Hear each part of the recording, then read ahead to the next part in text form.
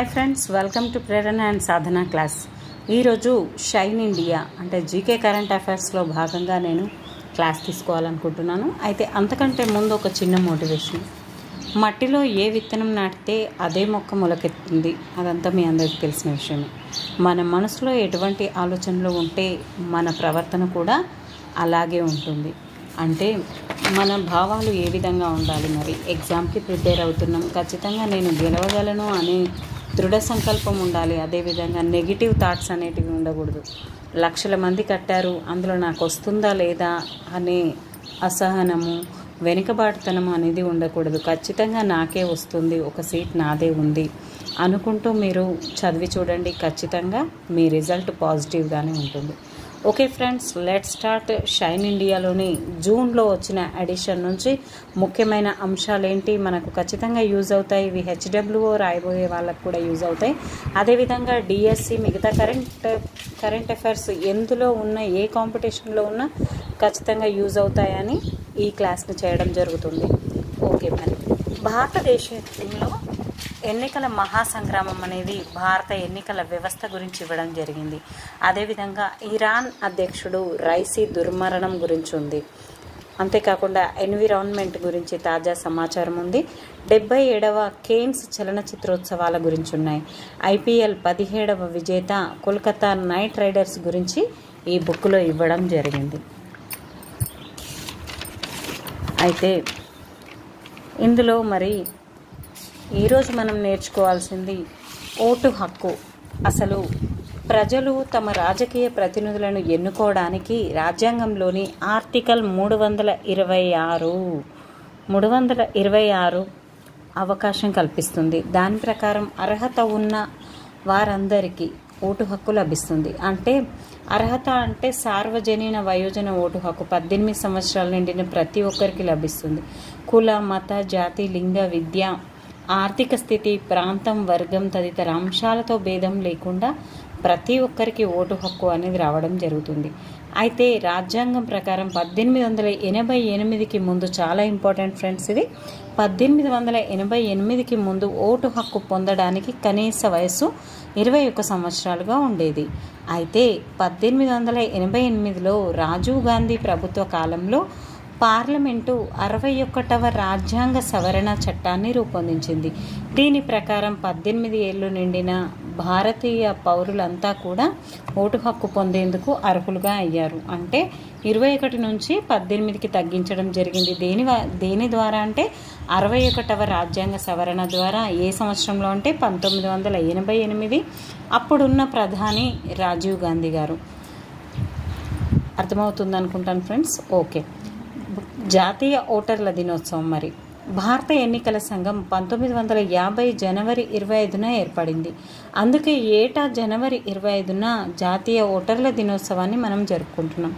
కొత్తగా ఓటు పొందే వయసు వచ్చిన యువతతో చైతన్యం నింపడానికి దీని ఆశయం ఏటా జనవరి 1 నాటికి 18 సంవత్సరాలు నిండిన వారికి గుర్తింపు, వారి పేర్లు ఓటరు జాబితాలో చేర్చి జనవరి 25న ఓటరు గుర్తింపు కార్డును అందజేస్తున్నారు. అందుకనే ప్రతి సంవత్సరం మనం జనవరి 25వ డేట్ని ఎలా గుర్తుపెట్టుకోవాలో. మరి 26కు ముందు జనవరి 26న రిపబ్లిక్ డే ఉంది. దానికంటే ముందు రోజు ఓటర్ దినోత్సవం అనేది ఉంది.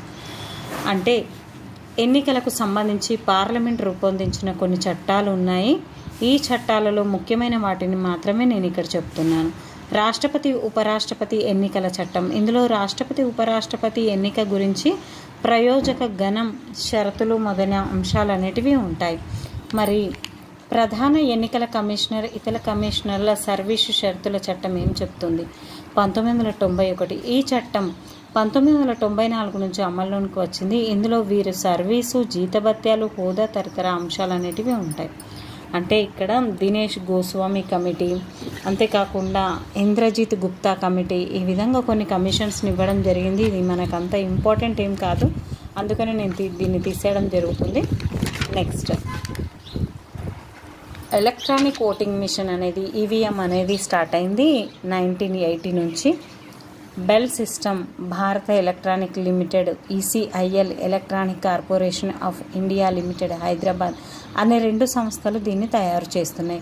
మొదటిసారిగా ఈవీఎంలు మధ్యప్రదేశ్, రాజస్థాన్, ఢిల్లీ శాసనసభ ఎన్నికల్లో 1989-90లో ప్రయోగాత్మకంగా ప్రయోగించారు. ఆ తర్వాత మిగతా వాటిలలో దీన్ని 1999లో గోవా శాసనసభకు జరిగిన ఎన్నికల్లో ఈవీఎంలను వాడడం అనేది జరిగింది.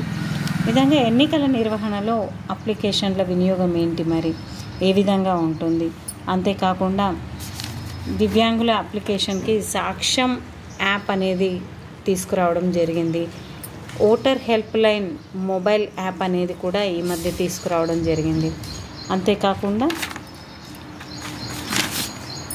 దీంట్లో మరి 324 నుంచి 329 వరకు దీని గురించి ఇవ్వడం జరిగింది. మనకు 15వ భాగంలో కేంద్ర ఎన్నికల సంఘం అనేది 15వ భాగంలో ఆర్టికల్ 324 నుంచి 329 వరకు కేంద్ర ఎన్నికల సంఘం గురించి ఉంటుంది. 324 భారతదేశంలో ఎన్నికల నిర్వహణకు కేంద్ర ఎన్నికల సంఘం అనేది ఏర్పాటవుతుంది. 324(1) ప్రకారం ఓటర్ల జాబితా రూపకల్పన, ఎన్నికల నిర్వహణ, పర్యవేక్షణ అధికారాలు ఈ విధంగా ఉంది. అదేవిధంగా 324(2) ప్రకారం, అదేవిధంగా 326 భారత రాజ్యాంగం దేశంలోని నిర్ణీత వయస్సు నిండిన ప్రజలందరికీ మాత్రమే ఓటు హక్కును కల్పించడం అనేది చాలా ముఖ్యమైన అంశంగా ఉంది. ఇక్కడ ఎన్నికల నిర్వహణకు సంబంధించిన చట్టాలను పార్లమెంట్ రూపొందిస్తుంది అనేది 327. 328 ప్రకారం పార్లమెంటు చట్టం చేయనంత వరకు జరిగే అసెంబ్లీ ఎన్నికలకు సంబంధించిన అంశాలపై చట్టాలు చేసుకునే అధికారం రాష్ట్ర శాసనసభకు ఉంటుంది. 329 ప్రకారం మరి ఎన్నికల ప్రక్రియ ప్రారంభమైన తర్వాత న్యాయస్థానాలు జోక్యాన్ని అనుమతించరు. ఎన్నికల సంఘం పూర్తిగా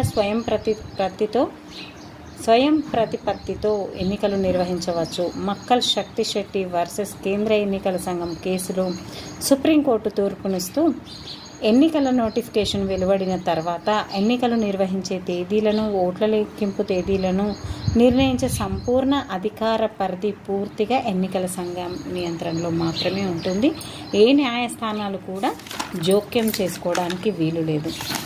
ఈ విధంగా ఎన్నికలు అనేటివి జరిగాయి. ఈ మధ్య తెలంగాణ ప్రభుత్వంతో పాటు మధ్యప్రదేశ్, రాజస్థాన్, ఛత్తీస్గఢ్, మిజోరాం రాష్ట్రాలతో కలిసి ఎన్నికలు అనేటివి జరగడం జరిగింది.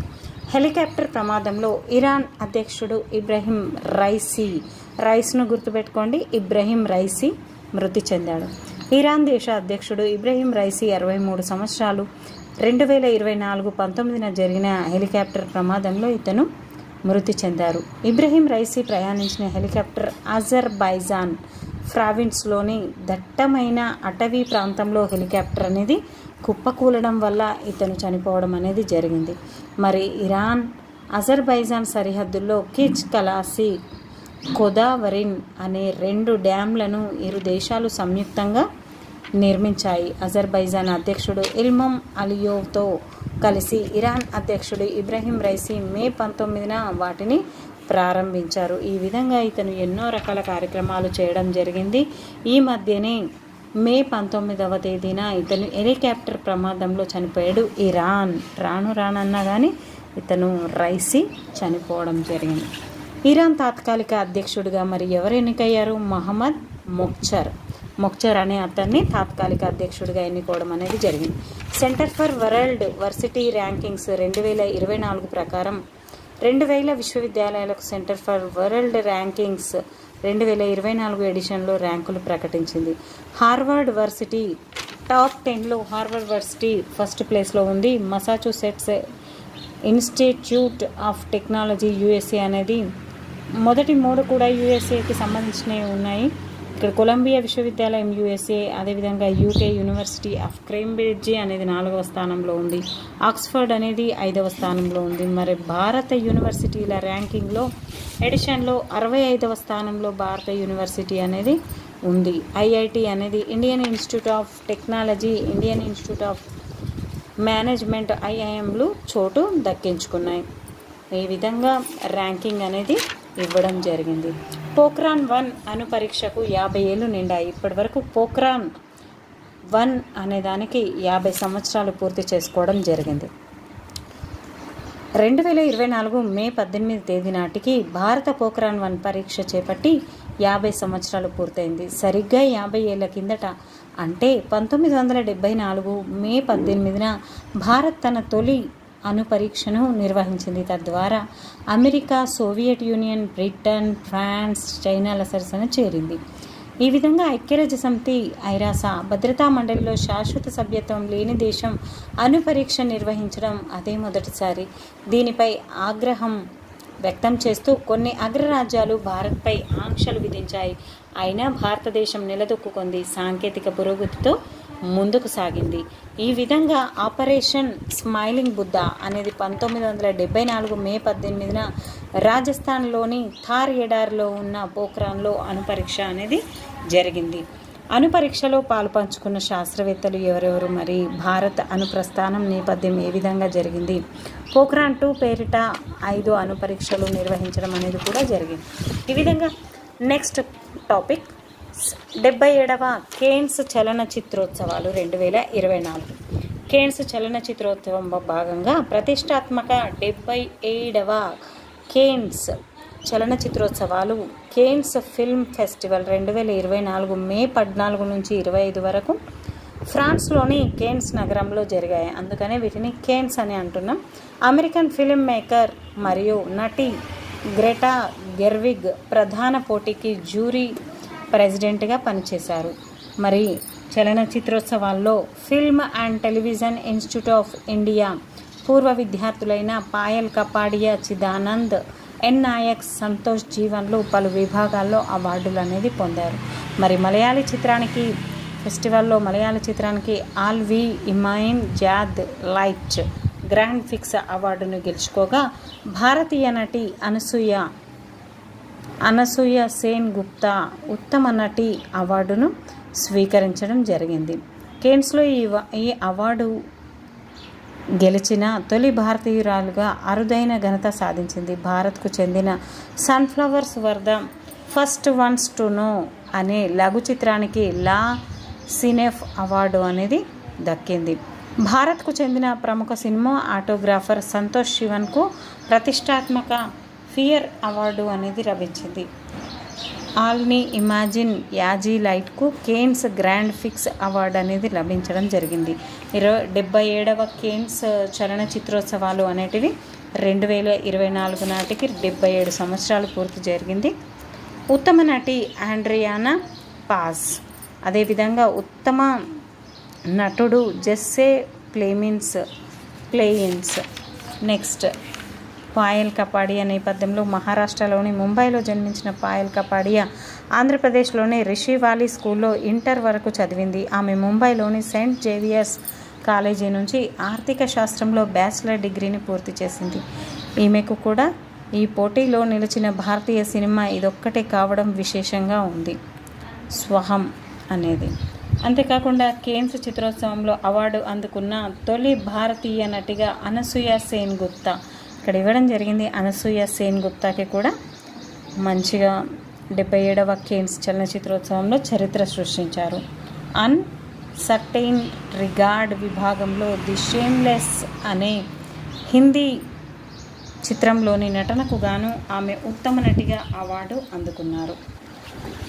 నెక్స్ట్ టాపిక్ దేశంలో 7.82% తగ్గిన హిందూ జనాభా అనేది చాలా వరకు తగ్గిపోతూ ఉంది. ఎందుకంటే ముస్లిం జనాభాతో పోలిస్తే హిందూ జనాభా అనేది చాలా తగ్గిపోతుంది. ఫ్యామిలీ ప్లానింగ్స్ అని ఇతరత్ర కారణాల వల్ల హిందువుల జనాభా తగ్గిపోవడం అనేది జరుగుతుంది. IPL 17 విజేత కోల్కతా నైట్ రైడర్స్. ఈ టాపిక్ గురించి బాయ్స్కి చాలా ఎక్కువగా వస్తుంది. 17వ ఇండియన్ ప్రీమియర్ లీగ్ 2024 సీజన్లో కోల్కతా నైట్ రైడర్స్ జట్టు విజేతగా నిలిచింది. 2024 మే 26న తమిళనాడు రాజధాని చెన్నైలోని చిదంబరం స్టేడియం, చెపాక్ స్టేడియంలో జరిగిన ఫైనల్ మ్యాచ్లో శ్రేయస్ అయ్యర్ నాయకత్వంలోని కోల్కతా నైట్ రైడర్స్ జట్టు 8 వికెట్ల తేడాతో సన్ రైజర్స్ ఎవరిపైన విజయం సాధించారు? వీళ్ళు సన్ రైజర్స్ హైదరాబాద్పై విజయం సాధించింది. టాస్ గెలిచి ముందుగా బ్యాటింగ్ను దిగిన సన్ రైజర్స్ హైదరాబాద్ 18.3 ఓవర్లలో 113 పరుగులకే ఆల్అవుట్ అయింది. ఈ విధంగా కలకత్తా నైట్ రైడర్స్ IPL 17వ విజేతగా నిలిచింది. గవర్నర్ల వ్యవస్థ పనితీరు మరి ఏ విధంగా ఉంది అనేది ఇక్కడ ఇవ్వడం జరిగింది. ప్రస్తుత గవర్నర్ ఎవరు, మరి తెలంగాణ ప్రస్తుత గవర్నర్ ఎవరు ఇతన్ని నియమిస్తారు అంటే, గవర్నర్ పదవీ కాలం రాజ్యాంగంలో 156వ 156 ఈ రెండింటిని కలిపితే 6 నిబంధన ప్రకారం గవర్నర్ పదవీ కాలం 5 సంవత్సరాలు. కానీ గవర్నర్ రాష్ట్రపతి విశ్వాసం ఉన్నంత వరకు మాత్రమే ఆ పదవిలో ఉంటాడు. మరి నియామకానికి అర్హతలు ఏంటి? రాజ్యాంగంలోని 157వ నిబంధన ప్రకారం గవర్నర్గా నియమించబడే వ్యక్తి భారతీయ పౌరుడై ఉండాలి. ఆయన 35 సంవత్సరాల వయసు నిండి ఉండాలి. కానీ గవర్నర్ నియామకానికి గరిష్ట వయోపరిమితి అనేది లేదు. గవర్నర్కు ప్రత్యేక న్యాయాధికారాలు కూడా ఉంటాయి. ఇతనికి విచక్షణాధికారాలు కూడా ఉంటాయి.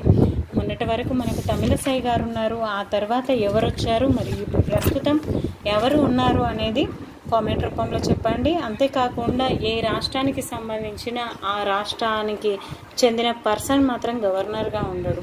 మన రాష్ట్రానికి చెందిన వాళ్ళు ఇతర రాష్ట్రాలకు గవర్నర్గా పనిచేయడం అనేది జరుగుతుంది. పర్యావరణం సుస్థిర అభివృద్ధి. ఉభయ తెలుగు రాష్ట్రాల్లో నిర్వహిస్తున్న పోటీ పరీక్షలలో పర్యావరణం అనే అంశం తప్పనిసరిగా ఉంటున్నది. త్వరలో జరగబోయే TGPSC గ్రూప్ 1లో కూడా దీని గురించి ఇవ్వడం జరుగుతుంది. Global warming global warming green house వాయువులు ఏమేమిటి? మరి నీటి ఆవిరి, carbon dioxide, methane, nitrous oxide, ozone ఇవన్నీ కూడా ప్రధానమైన కారణాలు. క్లోరోఫ్లోరోకార్బన్లు, పారిశ్రామిక అభివృద్ధి, మంచు కరిగిపోవడం, నీటి ఆవిరి ఇలాంటివన్నీ కూడా కార్బన్ అంటే ఏంటి, పర్యావరణాన్ని నష్టపరుస్తూ ఉన్నాయి. భారతదేశం యొక్క వాతావరణ కేంద్రం ఎక్కడ ఉంది? మరి అదేవిధంగా ప్రపంచ వాతావరణం కేంద్రం అనేది జెనీవాలో ఉంది. ప్రపంచ వాతావరణ దినోత్సవాన్ని మార్చి 23న మనం జరుపుకుంటున్నాం. మరి భారతదేశం యొక్క వాతావరణ సంస్థ ఎక్కడ ఉందో కామెంట్ రూపంలో పెట్టండి ఫ్రెండ్స్. సుస్థిరాభివృద్ధి గురించి ఇవ్వడం జరిగింది. అదేవిధంగా సుస్థిరాభివృద్ధికి సంబంధించిన ప్రపంచ స్థాయి చొరవలు, స్టాక్ హోమ్ సదస్సు 1972లో జరిగింది. ధరిత్రి సదస్సు అనేది 1992లో జరిగింది. ఈ విధంగా పర్యావరణాన్ని కాపాడడానికి అనేక దేశాలు పాటుపడుతూనే ఉన్నాయి. మన వంతు సహాయంగా ఖచ్చితంగా అడవులను నరికివేయకుండా కనీసం ఒక చెట్టునైనా ప్రతి ఒక్కరూ నాటే విధంగా చేస్తే పర్యావరణం అనేది చాలా అందంగా ఉంటుంది. అంతర్జాతీయం గురించి గాజాపై ఇజ్రాయిల్ దాడికి వ్యతిరేకంగా అమెరికా విశ్వవిద్యాలయాల్లో ఆందోళనలు అనేటివి జరిగాయి. గాజా యుద్ధాన్ని ఆపాలంటే పాలస్తీనా పౌరులను కాపాడాలంటూ న్యూయార్క్లోని కొలంబియా యూనివర్సిటీలో ఏప్రిల్ 18న ప్రారంభమైన నిరసనలు 50కి పైగా విశ్వవిద్యాలయాలకు పాకాయి. రష్యా రఫా క్రాసింగ్ను ఆక్రమించిన ఇజ్రాయిల్. ఈ విధంగా ఇజ్రాయిల్ అనేది అదేవిధంగా ఐరాసాలో పాలస్తీనా సభ్యత్వానికి అనుకూలంగా 143 దేశాల తీర్మానం కూడా ఇవ్వడం జరిగింది. పాలస్తీనాను పూర్తి స్థాయి సభ్య దేశంగా గుర్తించాలంటూ భద్రతా మండలికి ఐక్యరాజ్య సమితి UNO సర్వప్రతినిధి సభ సిఫార్సు చేసింది. ఈ మేరకు 193 దేశాల సర్వప్రతినిధి సభ మే 10న ముసాయిదా తీర్మానాన్ని ఆమోదించింది. దీనికి అనుకూలంగా 143 దేశాలు ఓటేశాయి. అమెరికా, ఇజ్రాయెల్ సహా 9 దేశాలు వ్యతిరేకించాయి. అమెరికా మరియు ఇజ్రాయెల్ సహా 9 దేశాలు వ్యతిరేకించాయి. 25 దేశాలు గైర్హాజరయ్యాయి. ఈ విధంగా పాలస్తీనా మరి సభ్యత్వానికి ఉండాలా లేదా అనేది తీసుకోవడం జరిగింది. రష్యా అధ్యక్షుడిగా 5వసారి వ్లాదిమిర్ పుతిన్ గారు ప్రమాణ స్వీకారం చేయడం జరిగింది. రష్యా అధ్యక్షుడిగా 5వసారి. రష్యా క్షిపణిదారిలో హ్యారీ పోటర్ కోట ధ్వంసమైంది. ఈ విధంగా ఇండోనేషియా నూతన అధ్యక్షుడిగా ప్రభోవో సుబియాంతో ఇండోనేషియా ప్రభోవో సుబ్బి ఇండో. మాల్దీవుల పార్లమెంటరీ ఎన్నికలు కూడా జరిగాయి. మాల్దీవుల పార్లమెంటరీ ఎన్నికల్లో మహమ్మద్ మయుజు సారథ్యంలో పీపుల్స్ నేషనల్ కాంగ్రెస్ సొంతంగా 68 సీట్లను కైవసం చేయించు. ఇక్కడ మొత్తం మాకు కూడా వస్తుంది. మాల్దీవులు మహమ్మద్ మయుజు. సేఫ్టీ ఆఫ్ రువాండా బిల్లుకు బ్రిటన్ ఆమోదం తెలిపింది. అమెరికా చైనాల మధ్య 5 సూత్రాలపై ఏకాభిప్రాయం ఏర్పడింది. అల్ జజీరా ఛానల్పై ఇజ్రాయెల్ నిషేధం అనేది విధించింది. Al Jazeera. భారత్ మరియు ప్రపంచం. భారత్ నైజీరియా మధ్య సంయుక్త వాణిజ్య కమిటీ సమావేశం అనేది జరిగింది. అంతేకాకుండా ఉజ్బెకిస్తాన్లో భారత్ నిర్మించిన ఐటీ ల్యాబ్ ప్రారంభం అనేది అయింది. కామన్వెల్త్ దేశాల్లోనే అత్యుత్తమంగా భారత్ ప్రజా ఫిర్యాదుల పరిష్కార వ్యవస్థగా మారింది. అంతేకాకుండా తొలిసారి కువైట్లో హిందీ రేడియో ప్రసారం అనేది ఎక్కడ స్టార్ట్ అయింది? రేడియో ప్రసారం అంటే కువైట్లో. మాల్దీవులను పూర్తిగా విడిన భారత సైన్యం. పాకిస్తాన్లో యోగా తరగతులు అనేటివి ప్రారంభమయ్యాయి. భారతీయ ప్రాచీన శారీరక మానసిక ఆధ్యాత్మిక సాధనమైన యోగా దాయాది దేశమైన పాకిస్తాన్లోనూ ఇప్పుడు అధికారికంగా ప్రకటించింది. ఇస్లామాబాద్ రాజధాని అభివృద్ధి సంస్థ సిడిఏ ఇక్కడి F9 పార్క్లో ఉచిత యోగా తరగతులు అనేటివి ప్రారంభించింది. అంటే ఈ మధ్యనే పాకిస్తాన్ కూడా స్టార్ట్ చేయడం జరిగింది యోగా క్లాసులను. 2025లో భారత్కు S-400 ట్రయాంప్ గగనతల రక్షణ వ్యవస్థలు అనేటివి స్టార్ట్ అయ్యాయి. నేపాల్ కరెన్సీ 100 నోటుపై వివాదాస్పద భూభాగాలతో కొత్త పటం. అంటే మన అభిప్రాయం అనేది లేకుండానే నేపాల్ తన తాజా కరెన్సీ నోటుపై 3 కొత్త భూభాగాలను చేర్చడం ద్వారా నవీకరించిన దేశ రాజకీయ పటం ముద్రించనున్నట్లు మే 3న ప్రకటించింది. ఈ మేరకు ఈ దేశానికి చెందిన 100 నోటుపై వివాదాస్పద భూభాగాలైన లిపులేక్, లింపుయాదురా, కాలాపానీలతో కూడిన కొత్త పటం చోటు చేసుకోనుంది. లిపులేక్, లింపియాదురా, కాలాపానీ. భారత్ ఇండోనేషియా మధ్య రక్షణ సహకార కమిటీ సమావేశం అనేది కూడా జరిగింది. అమెరికా పౌరసత్వం పొందుతున్న విదేశీయుల్లో 2వ స్థానంలో భారత్ అనేది ఉంది. శ్రీలంకలో సీతమ్మ ఆలయ ప్రాణప్రతిష్టకు సరయూ జలాలు. శ్వేతసౌధంలో సారే జహాసే అచ్చా గీతం. శ్వేతసౌధం అంటే అమెరికాలో ఉంటుంది. దాంట్లో ఏం పాడారు అక్కడ? సారే జహాసే అచ్చా. యాక్చువల్గా సారే జహాసా అచ్చా అనేదాన్ని ఎవరు రాశారు? మహమ్మద్ ఇక్బాల్ గారు రాయడం జరిగింది. అదేవిధంగా వందే మాతరం గీతాన్ని బంకిం చంద్ర చటర్జీ గారు, జనగణమన గేయాన్ని రవీంద్రనాథ్ ఠాగూర్ గారు రచించడం జరిగింది. జాతీయం. సిఏఏ అమల్లోకి వచ్చాక తొలిసారి 14 మందికి భారత పౌరసత్వం అనేది లభించింది. అంతరిక్ష రంగంలో 100% FDI నిబంధనల సరళీకరణ. మెదడు ఆరోగ్య పరిరక్షణకై జాతీయ కార్యదళం. ఈ విధంగా భారత ఎన్నికల పరిశీలనకు 23 దేశాల నుండి 75 మంది సందర్శకులు రావడం జరిగింది. భారత నౌకాదళం పూర్వీ లెహర్ యుద్ధ విన్యాసాలు అనేటివి జరిగాయి. తూర్పు తీరం వెంబడి భారీ యుద్ధ విన్యాసాలను నిర్వహించనున్నట్లు భారత నౌకాదళం ఏప్రిల్ 20న ప్రకటించింది. సముద్రం వైపు నుంచి ఎదురయ్యే భద్రతా సవాళ్లను తిప్పికొట్టడంలో నేవీ పోరాట సన్నద్ధతకు పరీక్షించుకోవడం దీని ఉద్దేశమని తెలిపింది. పూర్వీ లెహర్ పేరిట జరిగిన ఈ విన్యాసాల్లో యుద్ధ నౌకలు, జలాంతర్గాములు, విమానాలు, నౌకాదళ ప్రత్యేక బలగాలు పాలు పంచుకున్నాయని పేర్కొంది. భారత్లో అనారోగ్యకర ఆహారంతో 56.4% పెరిగిన వ్యాధుల భారం. ఈ విధంగా ఇవ్వడం జరిగింది. భారత్లో 1 డోసు తట్టు టీకా కూడా పొందని చిన్నారులు 12% వరకు ఉన్నారు. చూడండి, ఇంకా 12% వరకు అందని పిల్లలు కూడా ఉన్నారు. కేంద్ర ప్రభుత్వానికి అత్యధిక డివిడెండ్ 2.11 లక్షల కోట్లకు ఆమోదించిన RBI. మరి ప్రస్తుత RBI గవర్నర్ ఎవరు? అదేవిధంగా మొదటి RBI గవర్నర్ ఎవరు? కామెంట్ రూపంలో చెప్పండి. ఓటు హక్కును వినియోగించుకున్న షోంపెన్ తెగ. మొట్టమొదటిసారిగా భారతదేశంలో అత్యధిక దుర్బలత్వం కలిగిన గిరిజన తెగ షోంపెగ్ తెగ అయిన షోంపెగ్కు చెందిన 7 మంది సభ్యులు అండమాన్ నికోబార్ లోక్సభ ఎన్నికల్లో ఓటు హక్కును ఉపయోగించుకున్నారు. షోంపెగ్, ఈ తెగ పేరు షోంపెగ్. అండమాన్ ఆర్చిపిలాగోలో నివసించే 5 అత్యధిక దుర్బలమైన కలిగిన తెగలు గ్రేట్ అండమానిస్, షోంపెన్, జారవాస్, నార్త్ సెంటినెలీస్, అదేవిధంగా ఒన్గేస్ అనే వాళ్ళు ఉన్నారు. అంతర్జాతీయ సూర్య దినోత్సవం మే 3ను భారత ప్రభుత్వం మే 3, 2024 అంతర్జాతీయ సూర్య దినోత్సవంను నిర్వహించింది. Ministry of new and renewable energy వారం రన్ ఫర్ సన్ అనే మారథాన్ను జవహర్లాల్ నెహ్రూ స్టేడియం న్యూఢిల్లీలో నిర్వహించారు. వాతావరణ మార్పులను అరికట్టడంలో సౌర విద్యుత్ యొక్క ప్రాధాన్యతపై అవగాహనను కల్పించడం కోసం దీన్ని చేయడం జరిగింది. అంతర్జాతీయ సూర్య దినోత్సవం మే 3న.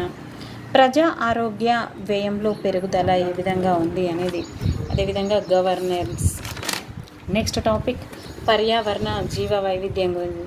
గుజరాత్లో అతిపెద్ద పాము శిలాజం గుర్తింపు అనేది ఇక్కడ ఇవ్వడం జరిగింది. ఐస్లాండ్లో గాల్లోంచి కార్బన్ డైఆక్సైడ్ను తొలగించే భారీ ప్లాంట్ను స్థాపించారు.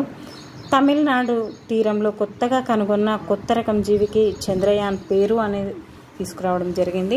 భారత్లో అధిక విమానయాన ఉద్గారాలు అనేటివి ఉన్నాయి.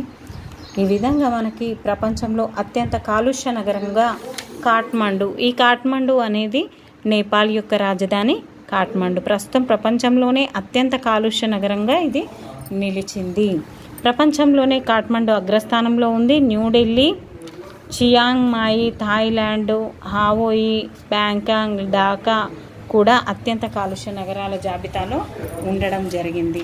ప్రపంచంలో అత్యంత లోతైన blue hole Taam Ja blue hole Mexico దేశంలో గల యుకటాన్ ద్వీపకల్పంలో ఉన్న చెబుమల్ అఖాతంలో ప్రపంచంలో అత్యంత లోతైన బ్లూ హోల్ తాంజా బ్లూ హోల్ను పరిశోధకులు కనుగొన్నారు.